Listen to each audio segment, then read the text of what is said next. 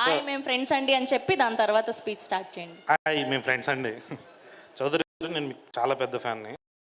రాజారాణి గారి నుంచి మీరు చేస్తున్నారు అన్నప్పుడు ఫస్ట్ ఎగ్జైట్మెంట్ వచ్చింది. నితిన్ మామ, థ్యాంక్ యూ సో మచ్ పిలిచినందుకు. ఎందుకంటే ఇది నా ఫస్ట్ ఒక గెస్ట్ లాగా రావడం నాకు ఇది ఫస్ట్ టైం అన్నమాట. స్టేజ్ ఎక్కలేదు, ఇప్పటివరకు ఎక్కలేదు నేను అలాగా.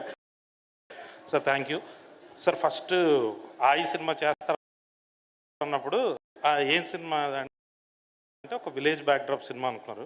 బట్ ఫస్ట్ అరెస్టిక్ విజువల్స్ అండి, చాలా బాగా అనిపించింది నాకు.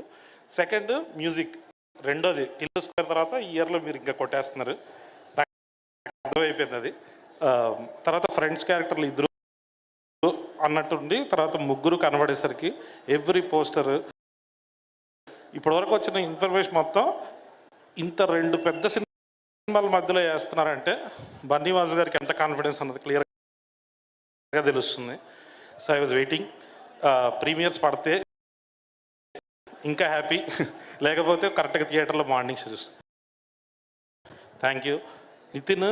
చాలా అంటే నేను ఇప్పటివరకు చూసిన వాళ్ళలో మోస్ట్ డెడికేటింగ్ అండి. మీరు 6 అంటే 5:45 ఉంటాడు, నేను వెళ్ళి అక్కడ చూసేసరికి వచ్చాడు హీరో అనుకొని అట్లా ఇబ్బంది పడే సిచ్యువేషన్ క్రియేట్ చేశాడు. కానీ మామ నీ స్టోరీ సెలెక్షన్